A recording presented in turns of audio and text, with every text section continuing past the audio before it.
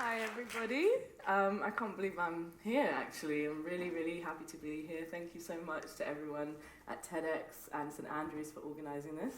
I can't believe I'm actually about to say it, but welcome to my TED Talk. So, first of all, I suppose I should introduce myself. My name is Mahaneela. I'm a multifaceted artist, and my work spans across many different mediums, from photography to fine art, directing, filmmaking, commercial filmmaking, DJing, artist management, the list goes on. But my first love is photography, and as you guys know, I'm here to tell you a story, so let's start there with my very first love. So, I'll actually stand here so you guys can see and I can see too. So photography was always my first love. It was the first thing that I found that really felt like a true creative expression of myself. Every time I was behind a camera, I saw the opportunity to exchange and learn about people. From high fashion photo shoots, spanning from New York all the way to the Bayou in New Orleans, to photographing pictures of home in Ghana, India, and Jamaica, which are the communities that I come from, and even to further reaches of the planet like Mauritius and even further beyond. My specialism is not just working with people I meet on the street. I'm really all about connecting with people from all walks of life, including some of our favorite celebrities on my favorite TV show. Not only that, but for me, photography was the way in to the boundless expression that I have now as a multifaceted artist, although I prefer the term storyteller. Not only that, in telling stories, I've been able to translate that into commercial platforms as well, creating work for some of the largest brands in the world, bringing my message of positivity and authenticity to millions of people worldwide. And so, I really think that regardless of the platform or the medium, all of my work is connected by the same thing: a desire to spread positivity, change the perception of Black and brown people, and also to have meaningful connection with my community and beyond.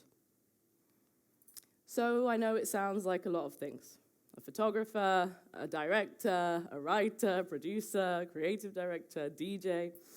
But yes, they're all interconnected and weave seamlessly into each other. It starts with my family. So I come from a very long lineage of storytellers and artists. My grandfather, right there in the middle, my grandmother, were both wildlife conservationists who spent over 35 years in Uganda documenting the people, the wildlife, and the culture. My grandfather was an art professor and an artist himself. My grandmother was an author and documentarian. And so growing up, I was surrounded by books, pictures, stories, and I think that this is all stuff that created the essence of a storyteller in myself before I even knew what that was.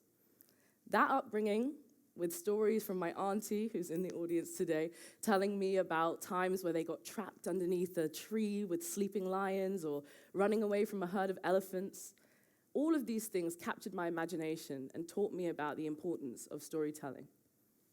I also had a very unusual childhood.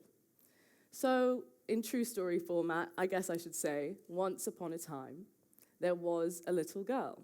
Her name was Mahaneela, and she grew up in a retirement home. Very unusual upbringing. My mum actually worked at the retirement home, and I grew up there from the age of 5 to 15. So these were my formative years that really shaped who I am as a person today and as a storyteller. Being a self-taught artist, much of my work has been not only a creative exploration and a journey in my career, but also a personal exploration on my identity and what makes me me. And this is a huge part of what makes me me. Because at age 5, you'd find me with my friends, Sid, a Japanese prisoner of war who taught me about how he fell in love with creative illustration while in captivity, or Betty, who loaned me her ration books and scrapbooks to bring into show and tell for history class. It was there at school on the playground that you would find me telling all of my friends these wonderful stories I had heard from my older friends back home. And then you would see the teachers craning their necks and their ears just to hear a little bit of the story too. And it was there that I also realized one of the second facets of storytelling that is so important to me: authenticity. Connecting with people whose lived experiences are different than my own. Having that trust, building that exchange, and carrying that story with a level of respect and treating it with care and nuance. Those are the important things to me when telling a story. And so, in doing all of this and growing up in this way, it allowed me to develop my creative toolkit, as they say, for storytelling. And I've developed this idea that I call creative spirit. So this is my definition. Creative spirit is your unique stamp, infusing your authentic flair into the fabric of daily life. It ensures that the essence of your actions and work vibrantly echo you.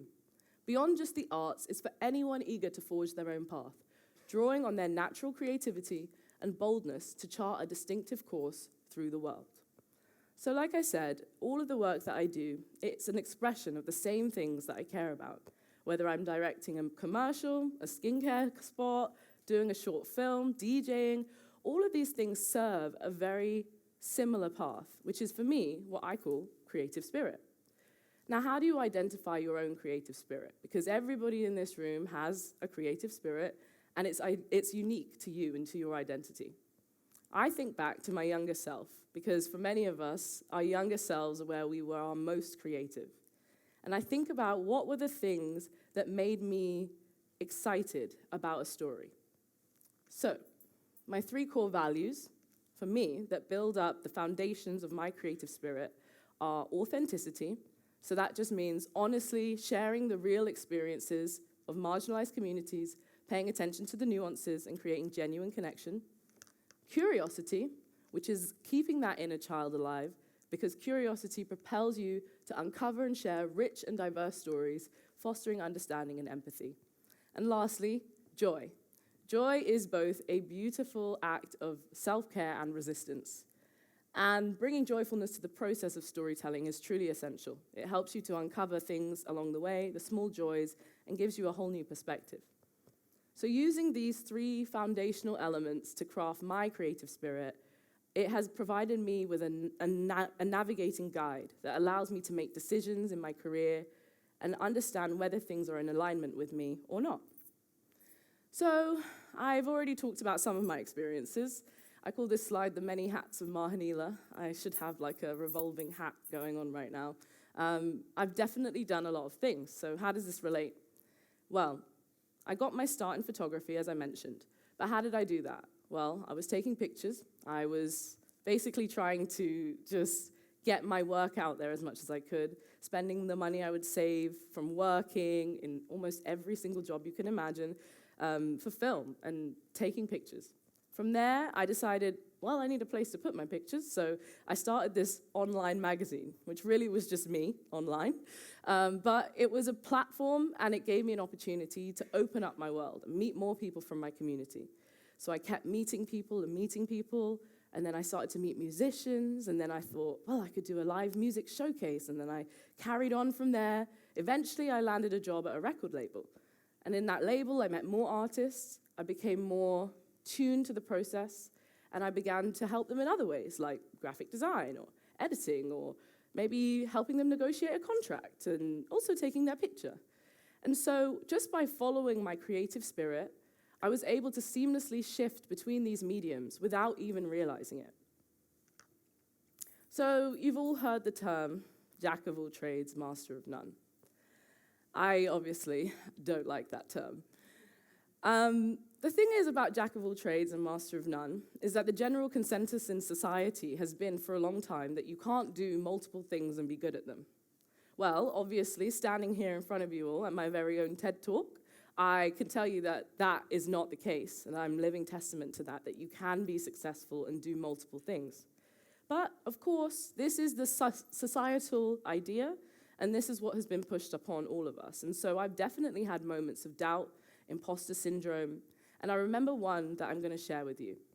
So it was the first time I'd ever been asked to direct a music video, and it was for an artist that I loved. So, of course, the imposter syndrome set in.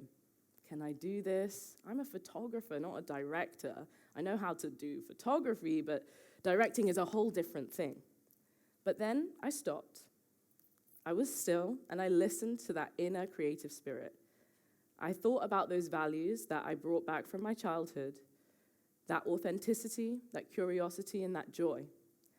And I thought back to another time that I'd felt this imposter syndrome creeping in. And that was when I got my first ever photography job. At this point, when I was offered this directing role, photography felt almost like breathing in and breathing out. It was so natural to me. But I do remember a time when I also was faced with a question of, will you be this photographer? And I was like, I don't know how to do that. I don't do that. I'm a writer. It was actually an opportunity to photograph in South Africa, one of my favorite places in the world, a place that has become almost like a creative home for me. It was my first time ever visiting the sub-Saharan part of the continent. And as an African woman, it felt like it was both a career move, but also a really important part of my personal development. When they asked me, this magazine, to take this picture, they had seen I was online, I was creating community, I was doing all of these different things, and that was what gave me the boost for somebody to be able to just notice me and ask me if I wanted to do this job. I said yes then, probably partly out of naivety and also really just wanting to go to South Africa for the first time, and I didn't even own a camera.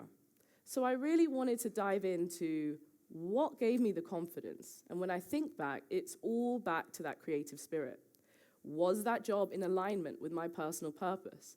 Well, it was to go to Africa to photograph the people, the wildlife, and the culture. Sound familiar? Yes, it was a moment where I realized I was able to follow in my grandfather's footsteps. So it was an alignment not just on a creative level, but something deep, spiritual, and within me. I was guided by my intuition that led me to say yes to that opportunity, and then I developed a huge photography career that at this point had felt completely natural. So I remembered those moments and those lessons, and I did my internal checklist. Is it going to be authentic? Is it going to be joyful? Is it going to cause me to remain curious? And I started what I call the creative chain reaction. So I said yes, and I started directing music videos. And from there, things continued to snowball and snowball. And when people ask me about being a multifaceted artist, I think a lot of people assume that everything is happening at once. You know, you're good at all of these things at once. And the reason I'm calling this the creative chain reaction is because it truly is that. I met a group of friends on the internet. We started posting stuff. We called ourselves a collective, even though we didn't really know what that was. We started gathering attention. I started building my own portfolio. I ran my own magazine. I was throwing events. I was throwing parties. I was meeting musicians.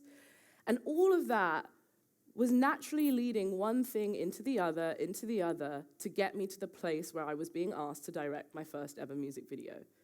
And so that creative spirit was not only a grounding tool, but also gave me a boost of confidence. It made me sure that this was the right decision, that I was walking in the right path, because this was aligned with what I wanted to do and bring to the world. I tell you this story because I want to remind you all that you are multifaceted. So let's do a show of hands in the room. How many of you, when you were younger, were asked by an older person, what do you want to be when you grow up? Just raise your hand. Okay. And keep your hand raised if you are actually doing the thing that you wanted to do when you were a little kid. Okay, we've got a couple, but a lot of hands have come down as well. So if you think about it, I don't really think it makes sense that we ask children, what do you want to be? It's so specific. And honestly, I really believe that we all are multifaceted beings. I don't believe in boxes in life and in work. And so I feel that it's really important that we remind ourselves of our younger selves. Me, I wanted to be a prime minister, a hairdresser, a singer, a dancer. I'm not doing any of those things, but I definitely could see as a child where you have that potential for multifacetedness. As we grow older and we go through school, they teach us to specialize. By the time you're 15, you've already made decisions that will impact the rest of your career. And so I think it's really important that we shift the perspective for young children and for ourselves and give ourselves some more compassion. Listen to that inner voice, listen to your inner child, and think about what brought you joy and how you can build that into your creative practice. So ask yourself the question today, what guides your creativity? For me, it's the authenticity, the joy, the curiosity. For you, it might be something else. But what are those determining factors that help you to navigate your creative path in this life? That should be your guiding light, as opposed to focusing on one skill set or one job title. Let's ask people what they want to do in this world as opposed to what job title they want to have. Once you change this perspective and you start incorporating your creative spirit into everything that you do, just watch as the opportunities around you open up to no end. You will be able to live a life that is far beyond your wildest imaginations. I know I am, and thank you guys so much for listening to my talk.